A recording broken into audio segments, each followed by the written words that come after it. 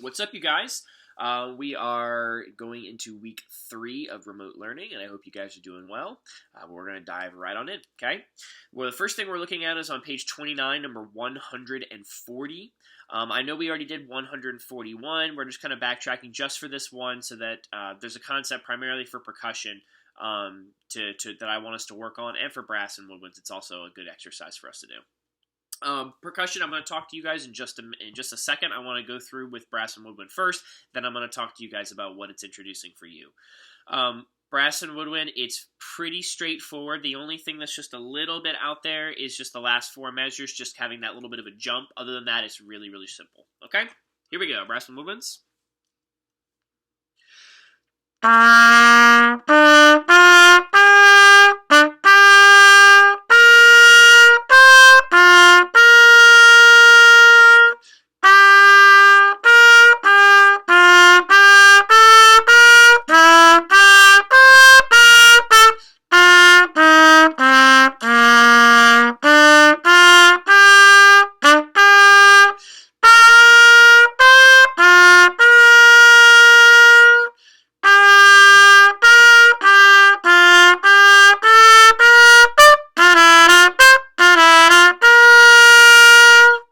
Okay, pretty straightforward.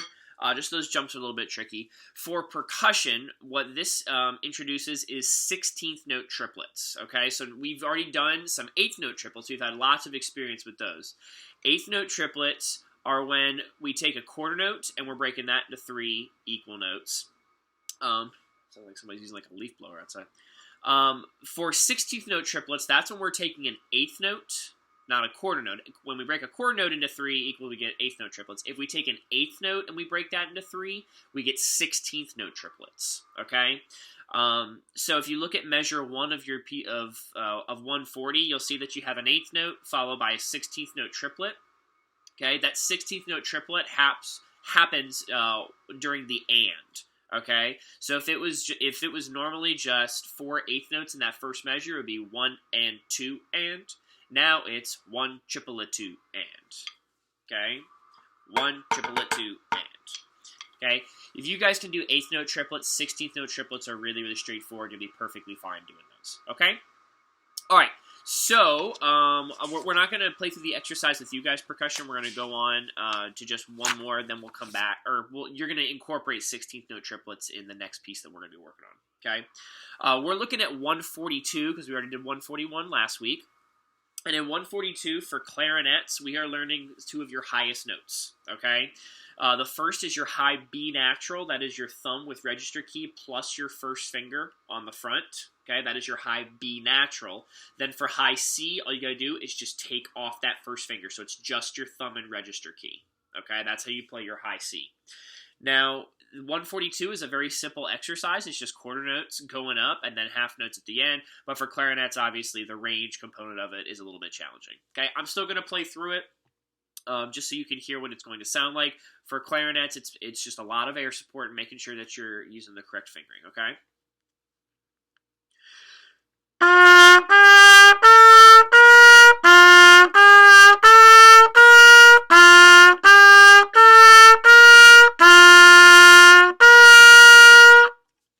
Really, really simple exercise. It's just for clarinets way, way up there. Now, incorporating for percussion, the 16th note triplets, plus with the clarinets incorporating practice of the high B natural and the high C, we're looking at number 143, the Bluebells of Scotland. Okay, I'm going to play through this once that's just for brass and woodwind, and then I'm going to play through it again for percussion so you guys can hear how your 16th note triplets are going to sound. Okay? With first and second ending.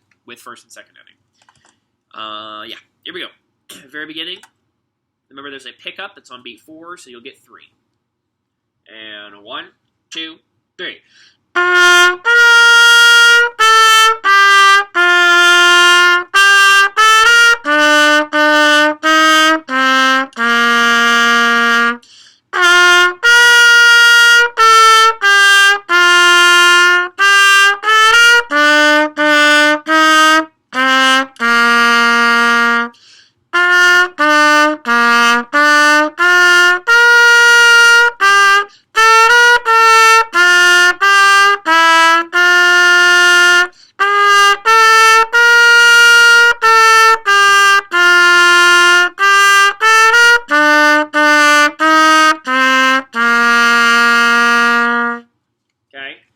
For everybody except for clarinets, it's a pretty simple exercise.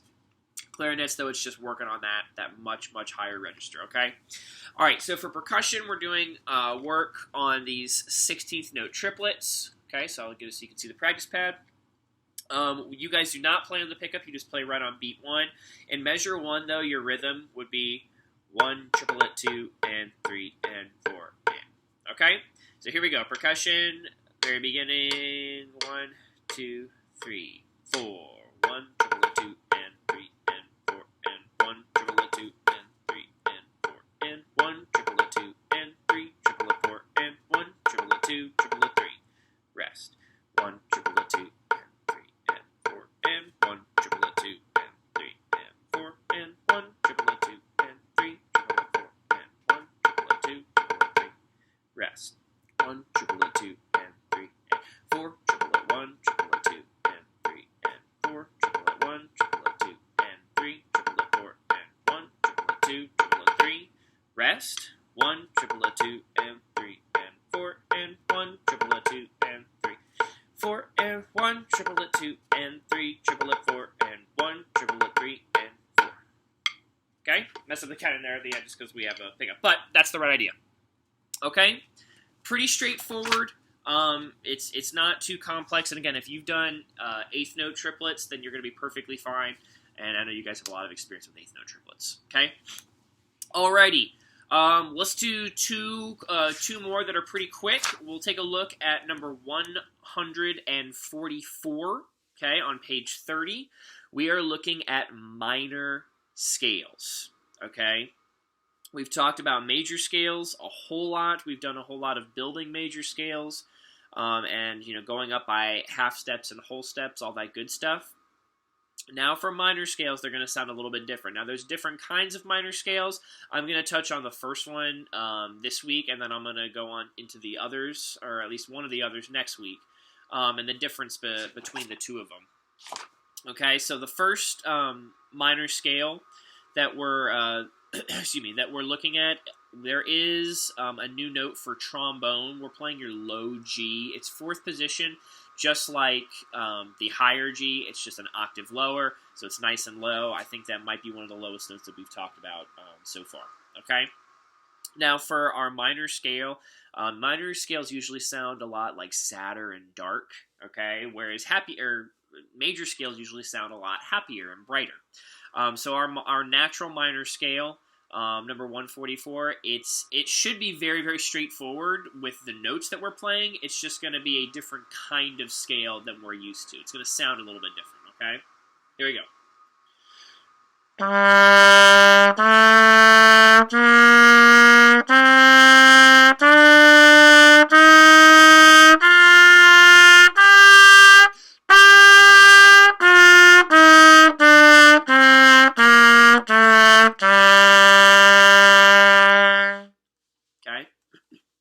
Sounds a little bit different.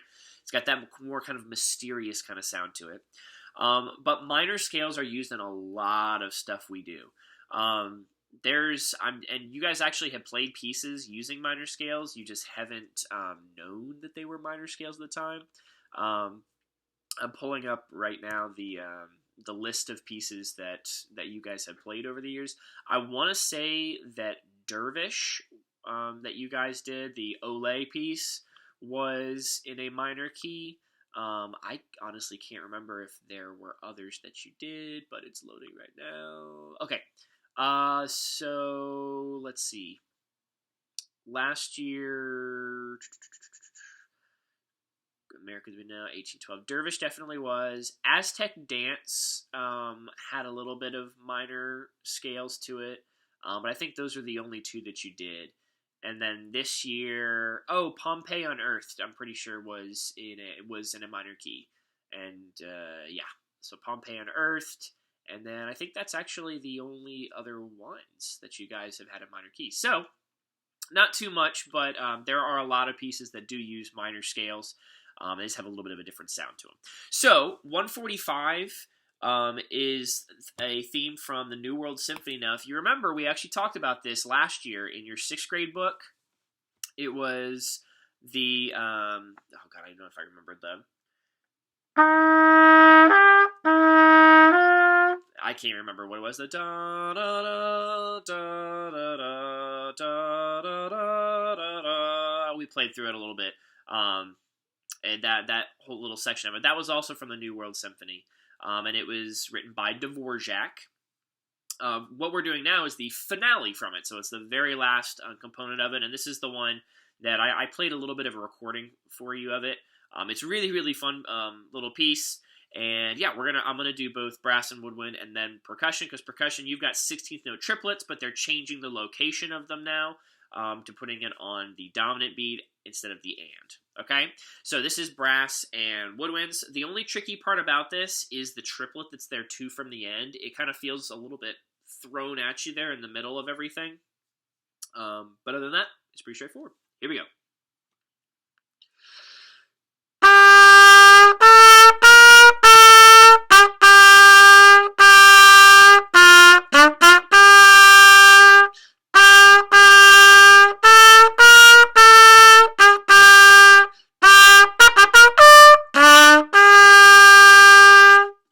Okay.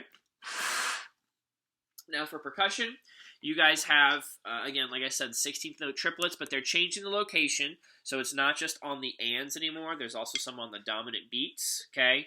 What I mean by that is if you look at the third measure, we have triplet and 2 and triplet and 4 and, okay? Whereas in the fourth measure, we have 1, triplet 2, triplet 3, rest, okay?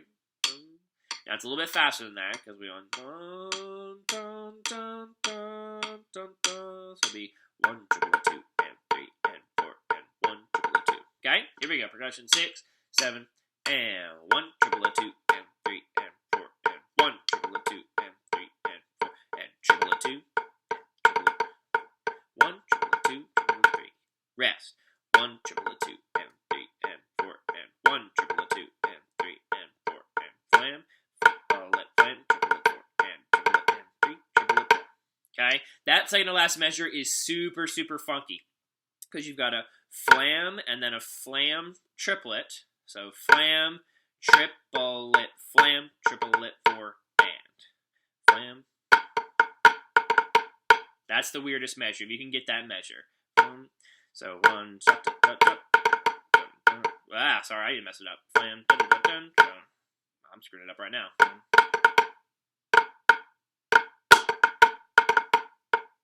Yeah, it's a very, very weird measure. I got it the first time, but it seemed like that was just a kind of luck of the draw. Okay, those are the minor scales that the minor scale that we're working on for right now. There are other versions of minor scales that we are going to dive into a little bit more next week. But for right now, that's where we're just going to leave off. Okay, I've given you guys a fair amount. And if you do have any questions, feel free to email or book an appointment time. I would be happy to meet with you guys. And I hope to see you soon. Okay, love you, miss you.